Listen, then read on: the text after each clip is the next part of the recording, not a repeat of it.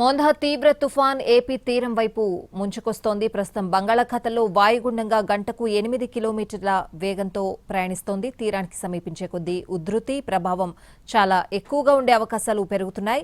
100 కిలోమీటర్లు పైబడి వేగంతో ప్రచండ గాలులు వీస్తాయి. దీంతో విశాఖలోని డాప్లర్ రాడార్తో పాటు తుఫాన్ హెచ్చరికల కేంద్రం క్లోజ్ మానిటరింగ్ చేస్తోంది. మరింత సమాచారం మా ప్రతినిధి రవిచంద్ర అందిస్తారు.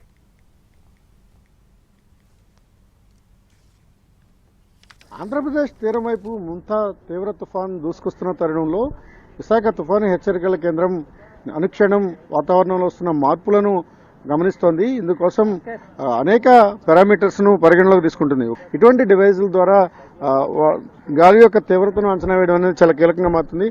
సరే, ఈ డివైస్ ఏ విధంగా పనిచేస్తుంది? దీన్ని జీపీఎస్ వన్ డే ఎక్విప్మెంట్ అంటారండి. ఇట్లాంటి స్టేషన్స్ మన ఇండియాలో మొత్తం 56 స్టేషన్స్ ఉన్నాయండి. సో ఈ జీపీఎస్ వన్ డే అనేది అంటే ఒక వెర్టికల్ ప్రొఫైల్ ఆఫ్ ది అట్మాస్ఫియర్ని మనం అండర్స్టాండ్ చేసుకోవడం కోసం దీన్ని మనం అంటే రిలీజ్ చేస్తాం అనమాట అండి. ఇది ఈ ఇన్స్ట్రుమెంట్కి అంటే జీపీఎస్ రిసీవర్తో వర్క్ చేస్తుంది కాబట్టి దీన్ని జీపీఎస్ వన్ డే అని చెప్పారు. అంటే నెక్స్ట్ దీనికి థెర్మిస్టరు, హైగ్రిస్టరు ఒక 2 ఎక్విప్మెంట్స్ ఉంటాయండి. సెన్సార్స్ ఉంటాయన్నమాట అండి. ఈ రెండిటి సెన్సార్స్తో మనకి వేరియస్ హైట్స్లోనండి అంటే ఎవ్రీ సెంటీమీటర్కి మనకి టెంపరేచర్ ఎంత ఉంది, హ్యూమిడిటీ కంటెంట్ ఎలా ఉంది, next wind direction, wind speed, pressure, ఈ 5 పారామీటర్లు కూడా మనకి అంటే ఎవ్రీ సెకండ్కి మనకు తెలుస్తుంది అన్నమాట అండి. ఇది 401 మెగాహెర్ట్జ్ ఫ్రీక్వెన్సీతో ఈ ఇన్ఫర్మేషన్ అంతటిని కూడా గ్రౌండ్ స్టేషన్కి ట్రాన్స్మిట్ చేస్తుంది అన్నమాట అండి. ఇప్పుడు దీన్ని ప్రయోగిస్తారా? దీనికి అంటే ఎవ్రీడే అంటే మార్నింగ్ 5:30కి ఈవినింగ్ 5:30కి రిలీజ్ చేస్తాం అనమాట అండి. ఇది మార్నింగ్ అంటే sunrise time and sunset time అండి. ఈ 2 టైమ్స్ కూడా మనకి రిలీజ్ చేస్తాం అనమాట ఇన్స్ట్రుమెంట్ అండి. అంటే ఇప్పుడు రాబోతున్న తుఫాను క్రమంలో ఈ 120 కిలోమీటర్ల వేగాన్ని మనం ఏ విధంగా పరిగణలోకి తీసుకోగలుగుతాం? కాదండి, ఈ ఎక్విప్మెంట్ అనేది ఆల్మోస్ట్ అప్ టు ఒక 50 కిలోమీటర్ రేడియస్ వరకు నుండి మనకి ఇన్ఫర్మేషన్ అనేది మనకు ఫార్వర్డ్ చేస్తుంది అన్నమాట అండి. దీని డిస్ప్లేస్మెంట్ కూడా మనకు ఆల్మోస్ట్ అంటే 100 కిలోమీటర్ వరకు ఉంటుందండి. ఇది విండ్ వెలాసిటీ అనేది అండి అంటే వేరియస్ హైట్స్లో అండి 1 kilometre, 2 kilometre, 3 kilometre, 5 kilometre up to 35 kilometre వరకు మనకి ఇన్ఫర్మేషన్ పాస్ ఆన్ చేస్తుందండి ఇది.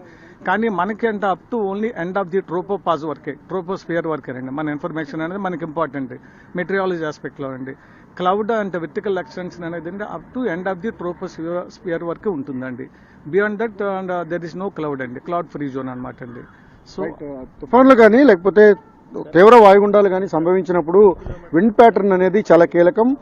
పోర్ట్లు లేకపోతే రహదారుల పైన సాగించే ప్రయాణాలు కావచ్చు, పోర్ట్లు కానీ ఎయిర్పోర్ట్స్కి సంబంధించినంత వరకు విండ్ తీవ్రతను పరిగణలోకి తీసుకోవడంతో పాటుగా తీవ్ర తుఫాన్లు వచ్చినప్పుడు వాటి యొక్క కదలిక, వాటి వేగాన్ని గణించిన తర్వాత మాత్రమే అవి ఎంత ప్రమాదకరంగా ఉంటాయి, ఏ స్థాయిలో దాని తీవ్రత ఉంటుందనే దాని మీద ఇప్పుడు అంచనాలు ఉంటాయి. ప్రస్తుతానికి ఈ బెలూన్ను ఎగురవేయడం ద్వారా దాదాపుగా 1 కిలోమీటర్ పైన మనం ఆ పరిధిలో ఎంతవరకు ఉంది, దాని యొక్క వెలాసిటీ ఏంటి, అక్కడ ఏ విధమైన గాలి తీవ్రత ఉంటుందనే దాన్ని ఖచ్చితంగా గణించడం, దానికి సంబంధించిన సమాచారాన్ని డీకోడ్ చేసి సంబంధిత విభాగాలు ఏవైతే పోర్ట్లు కావచ్చు, ఎయిర్పోర్ట్స్ కావచ్చు, వాటన్నిటికీ కూడా సమాచారాన్ని ఇవ్వడంతో పాటుగా తుఫాన్ల వంటి సమయంలో వివిధ సూచనలను జారీ చేయడానికి, స్పష్టమైన హెచ్చరికలు ఇవ్వడానికి ఈ బెలూన్ను చాలా కీలకంగా భావిస్తారు.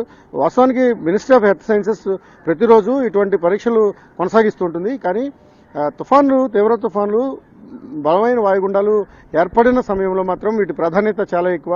విండ్ వెలాసిటీని పరిగణలోకి తీసుకుంటూ దాన్ని ఎప్పటికప్పుడు గణిస్తూ ఖచ్చితమైన నిర్దిష్టమైన సూచనలు, సలహాలు ఇవ్వడం కోసం ఇది చాలా ఉపయోగకరంగా ఉంటుంది. కెమెరామెన్ ప్రసాద్తో రవిచంద్రన్, NTV.